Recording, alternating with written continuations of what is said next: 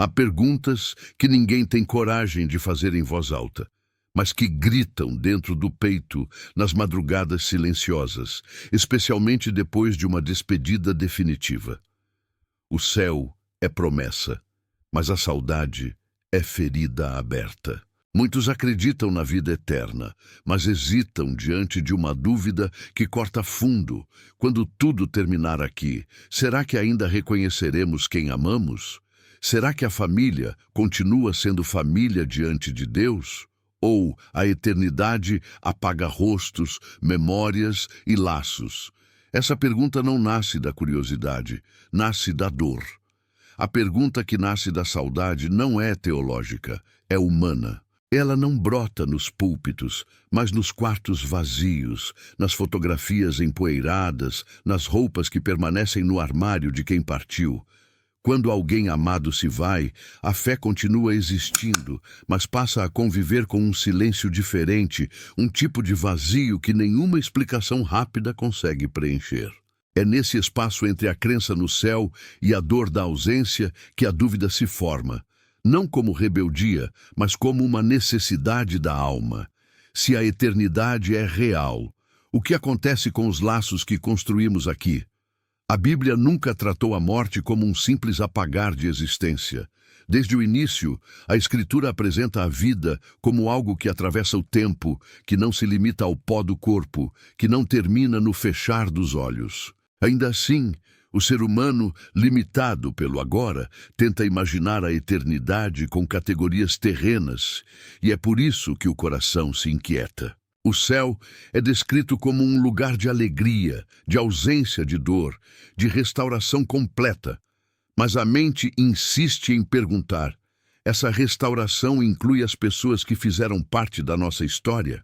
Inclui a família, os afetos, os nomes, os rostos?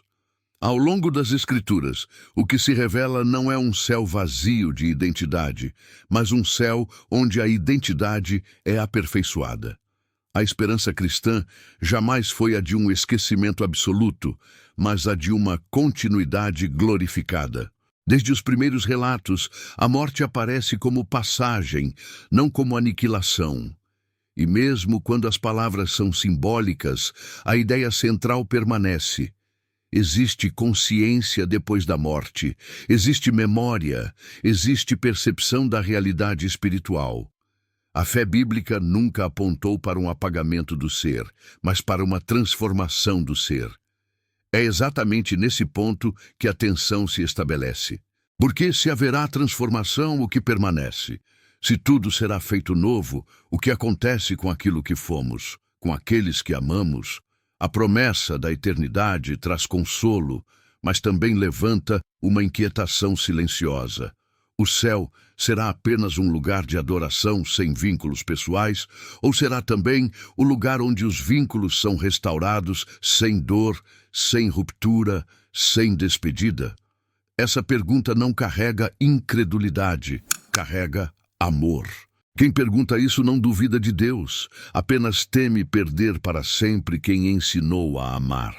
A Escritura afirma que agora o ser humano vê como por espelho, de forma obscura, mas que haverá um tempo em que verá face a face. Afirma que o conhecimento será completo, não fragmentado, não confuso. Se haverá plenitude de conhecimento, é impossível imaginar que essa plenitude apague justamente aquilo que construiu a história pessoal de cada um. Pelo contrário, tudo indica que aquilo que foi gerado no amor não se perde, é redimido. O céu não é um lugar de amnésia espiritual, é um lugar de revelação. Desde os tempos antigos, quando alguém morria, dizia-se que havia sido reunido aos seus pais.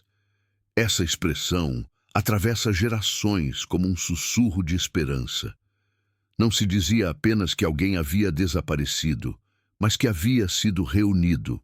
Essa linguagem carrega mais do que poesia, carrega teologia. Fala de continuidade, fala de encontro, fala de pertencimento. Mesmo antes da revelação plena trazida por Cristo, já existia a percepção de que a morte não quebrava completamente os vínculos, apenas os deslocava para outra dimensão. O sofrimento da separação, então, não nasce da ideia de que tudo acaba, mas do fato de que ainda não é o tempo do reencontro. É a dor da espera, não do fim. É o intervalo entre a promessa e o cumprimento.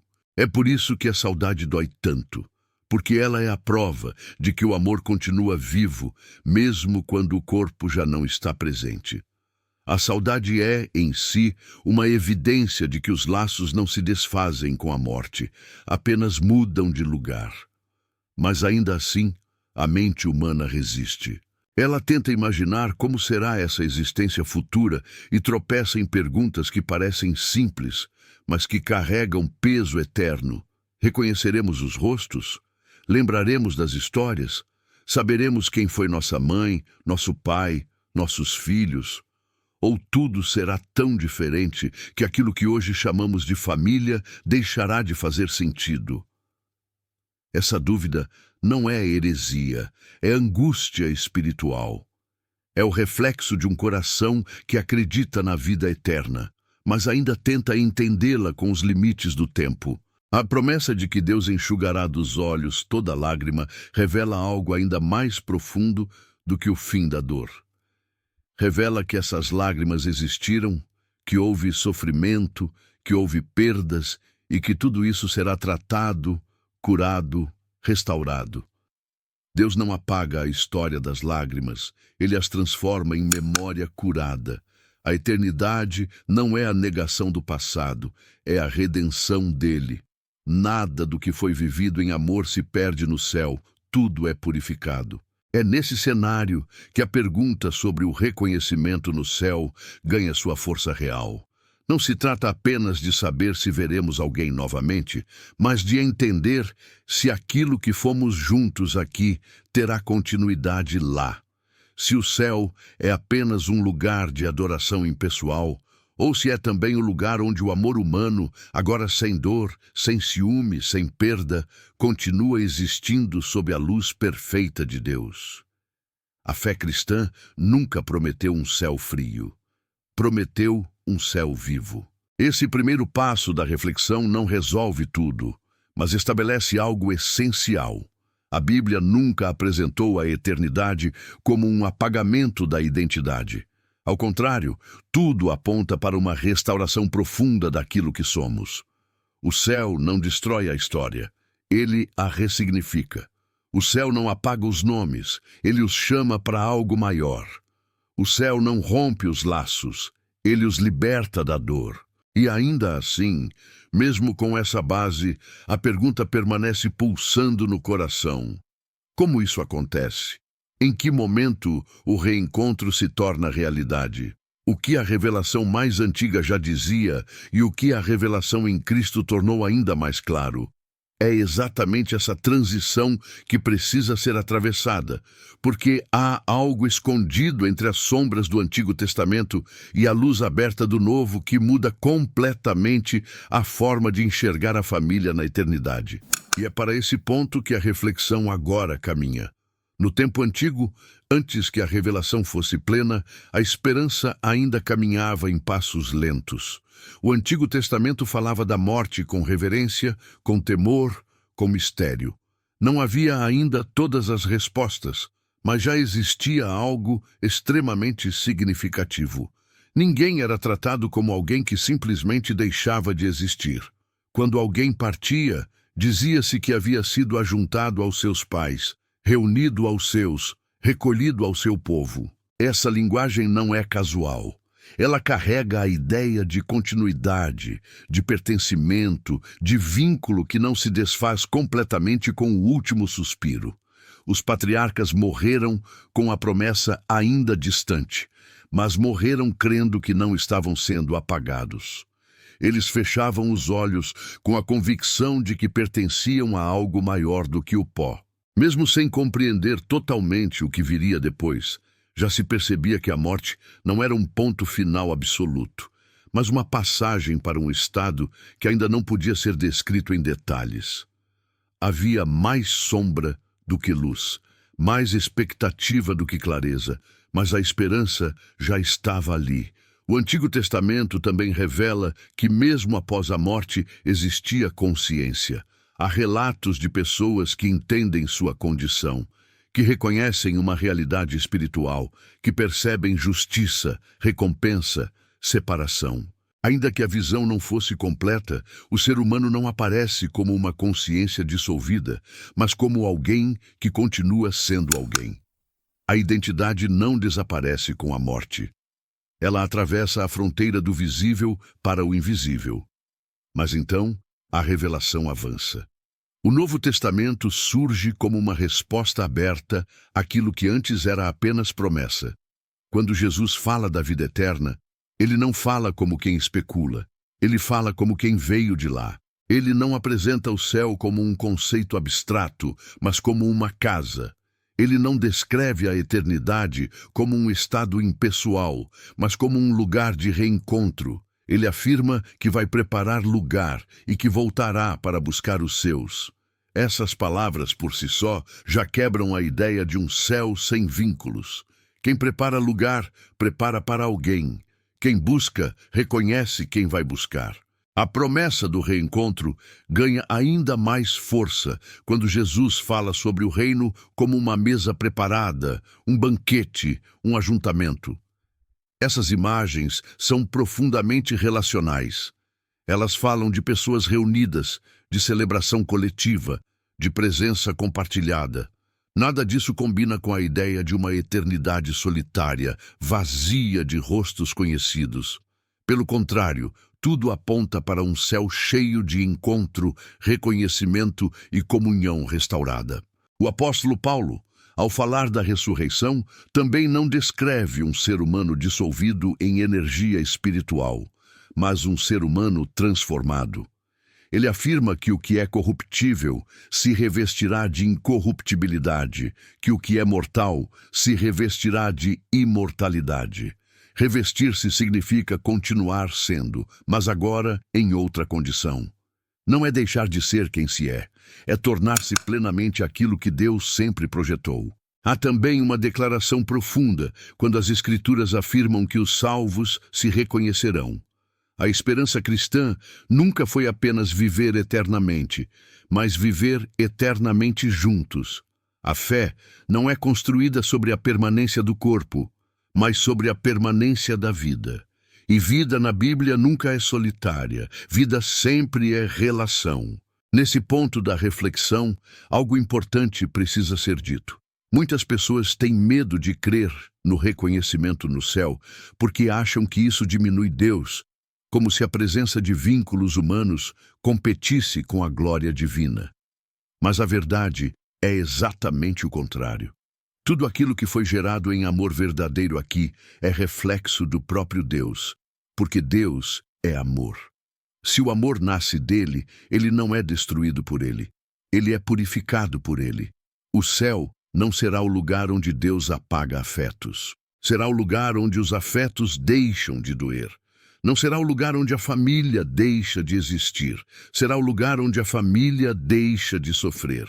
E essa visão muda tudo. Ela muda a forma de encarar o luto. Ela muda a forma de encarar a despedida. Ela muda até a forma de viver hoje, porque quem crê no reencontro aprende a valorizar ainda mais o tempo presente. E justamente aqui, no meio dessa esperança, cabe uma pausa sincera. Se você que está ouvindo carrega no coração o nome de alguém que já partiu, se existe alguém que você espera reencontrar na eternidade, esse momento também é seu. E se esse tipo de reflexão tem falado com você, de forma profunda, silenciosa, diferente, considere se inscrever no canal agora. Esse é um sinal de que esse conteúdo também toca sua fé. E se quiser, escreva nos comentários apenas uma palavra: reencontro. Essa palavra carrega mais esperança do que parece. Voltando ao fio da reflexão, é impossível ignorar que no Novo Testamento a eternidade deixa de ser apenas um conceito distante e passa a ser uma promessa pessoal. A vida eterna não é apresentada como algo genérico, mas como algo preparado para pessoas específicas. O próprio Cristo afirma que conhece as suas ovelhas pelo nome. Nome é identidade. Nome é reconhecimento. Nome é história.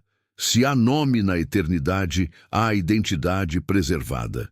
Isso desmonta, pouco a pouco, o medo de que tudo será dissolvido em algo impessoal. A fé cristã nunca apontou para a perda do eu, mas para a libertação do eu daquilo que o corrompe. O céu não destrói quem a pessoa é. O céu destrói apenas aquilo que a impede de ser plenamente quem foi criada para ser. E se a identidade é preservada, os vínculos também ganham nova dimensão. Porque aquilo que hoje é limitado pelo tempo, pela doença, pelo pecado, pela distância, lá não será mais. Lá não haverá despedida, não haverá relógio, não haverá medo de perder outra vez. Tudo aquilo que hoje vive sob ameaça, lá viverá sob segurança eterna. Essa transição entre o Antigo e o Novo Testamento revela algo precioso. A esperança sempre existiu, mas agora ela tem nome, tem rosto, tem promessa clara. Aquilo que antes era apenas vislumbrado agora é anunciado.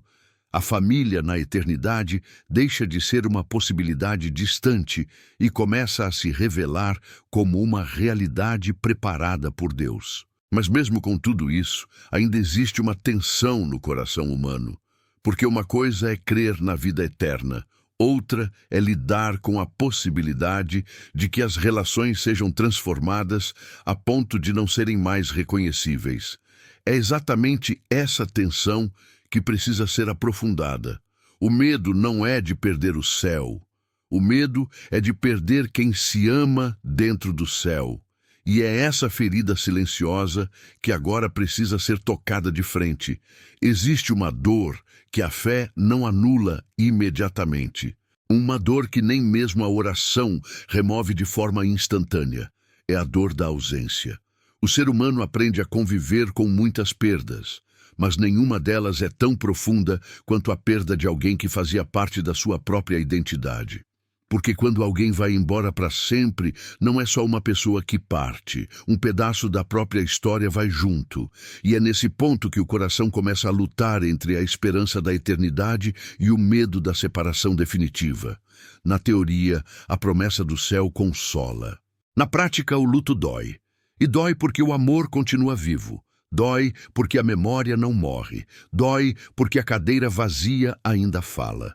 A fé afirma que haverá reencontro, mas a alma, ainda presa ao tempo, teme que a eternidade seja tão diferente que aquilo que foi vivido aqui perca o sentido. O medo não é de morrer. O medo é de chegar lá e não reconhecer mais quem foi essencial aqui. É por isso que tantas pessoas creem em Deus, mas evitam pensar profundamente sobre o céu. Elas preferem a promessa vaga da salvação do que encarar a pergunta íntima sobre identidade e vínculos. Porque, no fundo, elas sabem que essa pergunta as leva diretamente ao lugar mais sensível da alma, o amor que não quer acabar. O ser humano aceita com mais facilidade a própria morte do que a possibilidade de perder para sempre aqueles que ama. Esse conflito é silencioso, mas é real. Ele aparece no velório quando alguém diz que a pessoa está em um lugar melhor, mas o coração só consegue pensar no lugar vazio que ficou. Ele aparece nas noites longas, quando a saudade chega sem avisar. Ele aparece quando uma música toca, quando uma data especial retorna, quando uma lembrança insiste em não ir embora. E junto com a saudade, surge sempre a mesma pergunta, às vezes em forma de sussurro, às vezes em forma de choro. Será que isso tudo vai se perder no céu? A Bíblia revela que Deus não ignora esse tipo de dor. Pelo contrário, Ele a reconhece. A Escritura mostra um Deus que se aproxima dos quebrantados de coração, que recolhe as lágrimas, que vê a angústia que ninguém mais enxerga. Um Deus que promete consolo, não porque ignora a ferida, mas porque a conhece profundamente. E se Ele promete consolo, é porque algo será resolvido. Consolar não é apagar o passado, é curá-lo. Ainda assim, o medo persiste, porque o ser humano sabe que o céu não será uma cópia da terra. Lá não haverá casamento como aqui. Não haverá estruturas familiares como agora. Não haverá as mesmas funções sociais. Tudo será transformado. E é exatamente essa palavra que gera confusão. Transformação.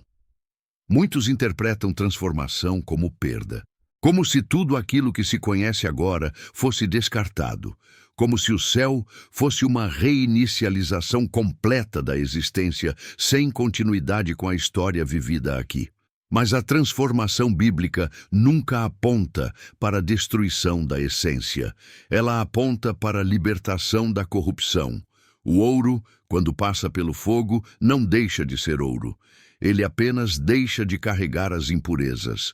Da mesma forma, o ser humano, ao ser transformado para a eternidade, não deixa de ser quem é. Ele deixa apenas de ser aquilo que o limita, que o adoece, que o separa. Mesmo assim, a mente humana ainda luta para aceitar isso plenamente. Ela tenta imaginar rostos glorificados, corpos diferentes, uma realidade sem dor, sem tempo, sem doença, e se pergunta se, em meio a tudo isso, ainda haverá espaço para a memória, para os nomes, para as histórias que construíram os laços mais profundos da vida. A dúvida não é se haverá alegria no céu.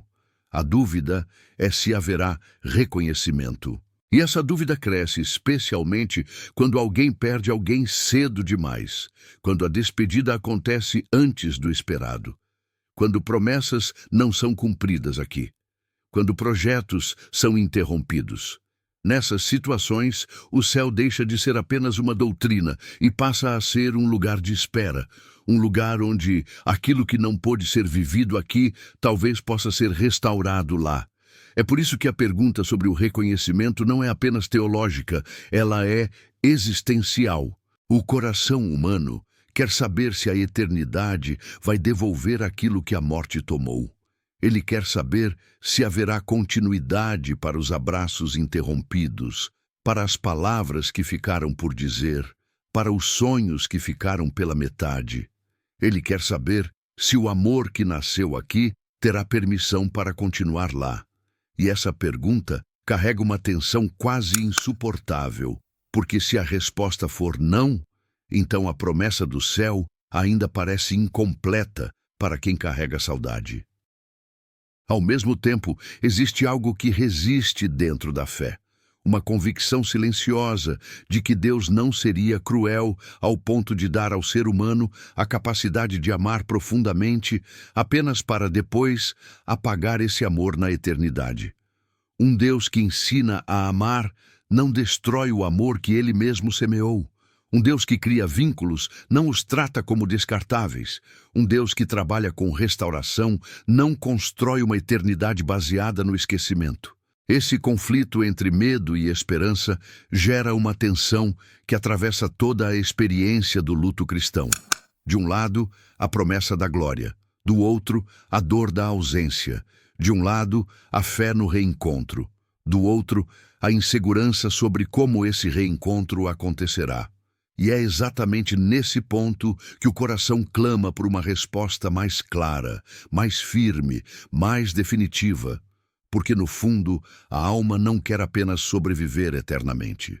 Ela quer continuar sendo quem é, com tudo aquilo que foi gerado em amor. Ela quer viver sem dor, mas não quer viver sem identidade.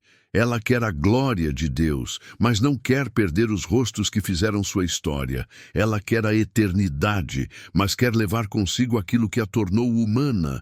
E é justamente aqui que a reflexão chega ao limite. Porque todas as perguntas agora se concentram em uma só. Afinal, o céu preserva ou apaga os laços humanos? A eternidade é continuidade ou ruptura? A família será esquecida ou restaurada? Essa não é uma dúvida secundária. Ela toca no coração da esperança cristã. Se a resposta for clara, então a dor encontra descanso. Se a resposta for confusa, então a saudade continua gritando. E é por isso que agora não é mais possível adiar essa resposta. O coração precisa de uma direção. A fé precisa de um fundamento mais firme, E a Escritura precisa ser ouvida de forma direta, sem medo, sem filtros, sem romantização vazia. Porque a pergunta já está feita. E agora ela exige resposta. Chegar até aqui sem responder à pergunta seria cruel. Porque quando a dor é grande, a alma não precisa apenas de reflexões bonitas, ela precisa de direção. E a Escritura, quando é lida com reverência e profundidade, não deixa essa questão em aberto.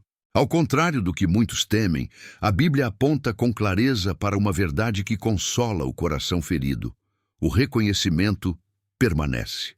A identidade não é apagada. Os laços não são jogados no esquecimento da eternidade.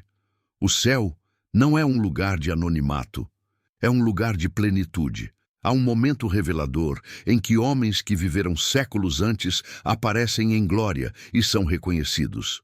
Ninguém precisou apresentá-los. Eles eram conhecidos, tinham identidade, tinham história, tinham nome. Esse detalhe muda tudo.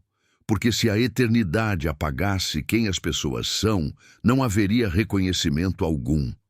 Mas há reconhecimento. E onde há reconhecimento, há continuidade. A própria promessa de Deus sempre foi baseada em relacionamento, nunca em anulação da individualidade. Ele chama pelo nome. Ele conhece cada pessoa de forma pessoal. Ele escreve nomes.